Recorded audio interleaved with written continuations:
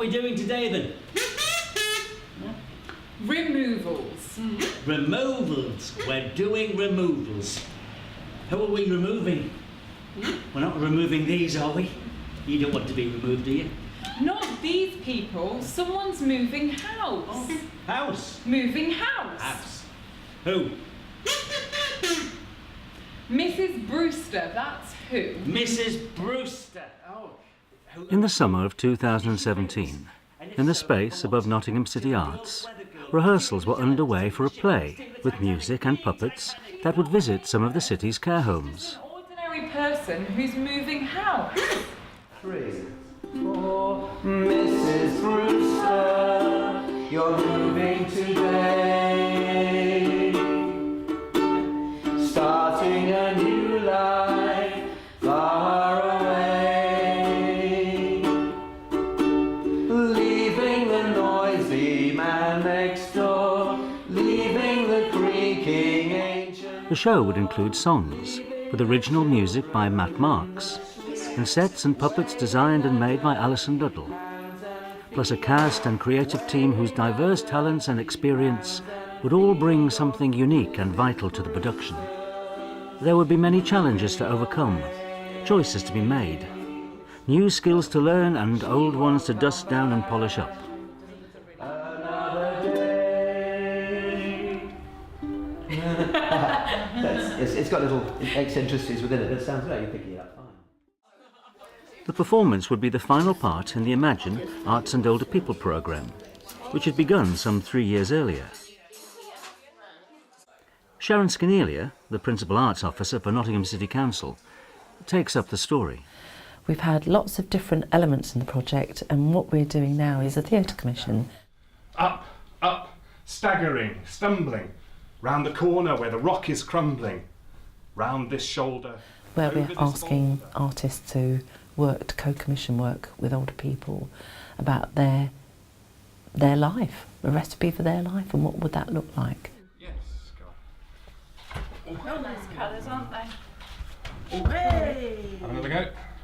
Leading the workshops was local writer Matthew Pegg, whose task it would be to eventually create the script. Or you can pass it to her if you want to. Or you can... But how exactly was he planning on doing this? Yeah, the process involves going into 4 different care homes in Nottingham and running workshops in each of those spaces.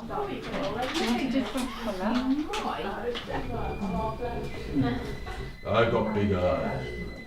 And the idea is that by doing that, I'm generating ideas and information that is going to become part of a puppet play that's going to be taught to those people later in 2017. Matthew was supported in the workshops by Teresa Keogh, who would eventually direct the rehearsals for the performance, and 2 puppetry practitioners, whose experience and knowledge of puppetry technique would later prove to be invaluable in bringing the small wooden characters to life. Just going back in a few weeks, aren't you? Since it was always intended to use puppets in the play, it made sense for them to feature in the workshops as well.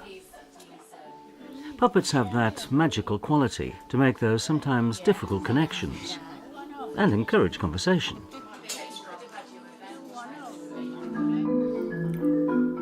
Sean Myatt is an experienced puppeteer. He is currently a senior lecturer at Nottingham Trent University's Department of Theatre Design. So the light shadow is basically a way of creating, with a mirror, a light shadow. You can sort of bend and distort light. With music, it can be quite interesting. You can dance. There's an element about the abstract, which I've always been excited about. So I was just playing really with the light shadow. Sean had never worked in a care home setting before. I was surprised by the youthful sort of joy, really.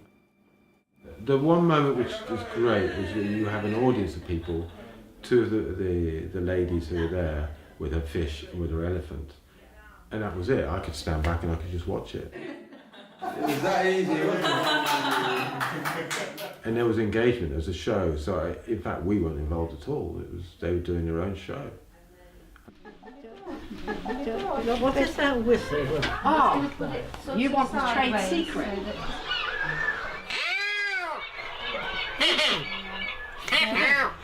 Very clever. Yes. What is it? Just called? Nina Watson is known for producing often quite challenging pieces of theatre for adults, although more recently her practice has taken her to working with older people on a regular Get basis. them to the right shape.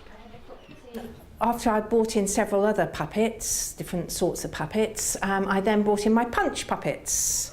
And these are a great link to the seaside. Great weightlifting style.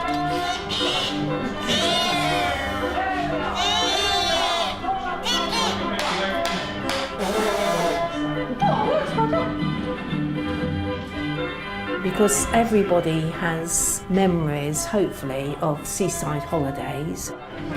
Oh, you want to look like that lady? Oh, yes, I do. And it does tend to be quite a happy occasion. When I was a child, it was on the Solway Firth in Scotland, and we went down to what we called the shore. Yeah, look. Then when we got there, of course, it was all pebbles and things like that. Oh, it's the bottom of the bowl. It is. Are you looking for gold? Yeah.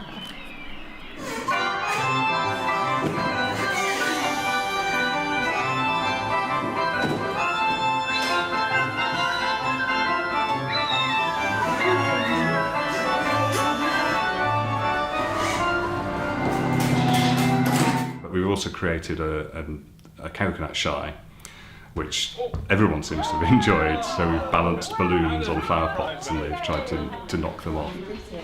No, I think that was wind assisting. That was? Yeah.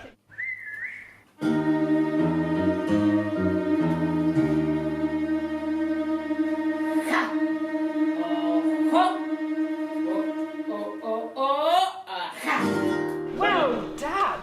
And they've been given a prize of a bit of Maplethorpe fudge. A piece of maple Have a go. There you are. There was never going to be a shortage of material for Matthew to base a script around. Oh, we used to go to all the dances and we'd get the bicycles out and the frock in the back in a case in the back of the bicycle, and off we'd go to so-and-so or having a dance, and we would go there and we would meet some of the boys.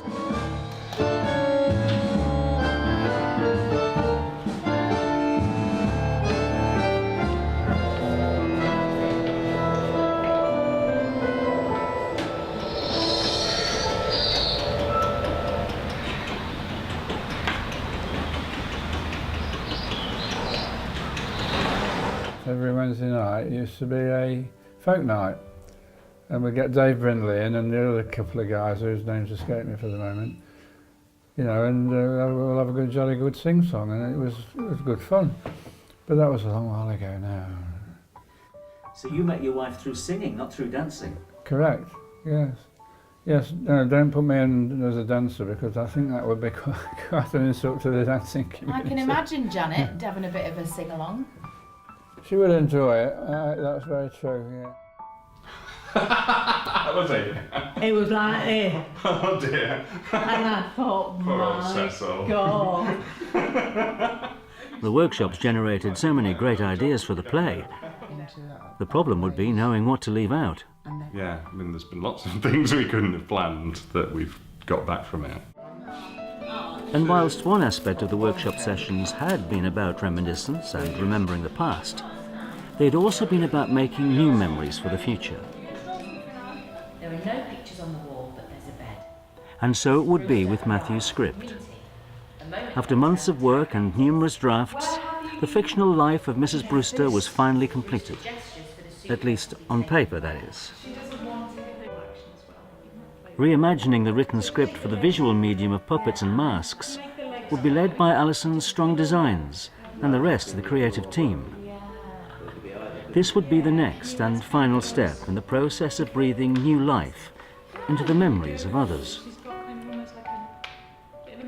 Betty Brewster was moving house and had to decide which memories to take with her and which to leave behind.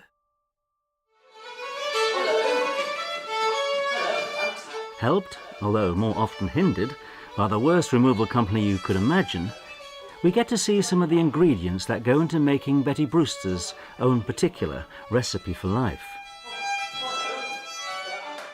The arts can help unlock that memory in somebody and give us an impression of another person, a whole person who had a life, who had value, and maybe isn't able to demonstrate that anymore.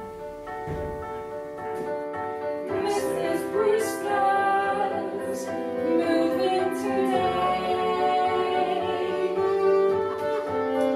starting a new life.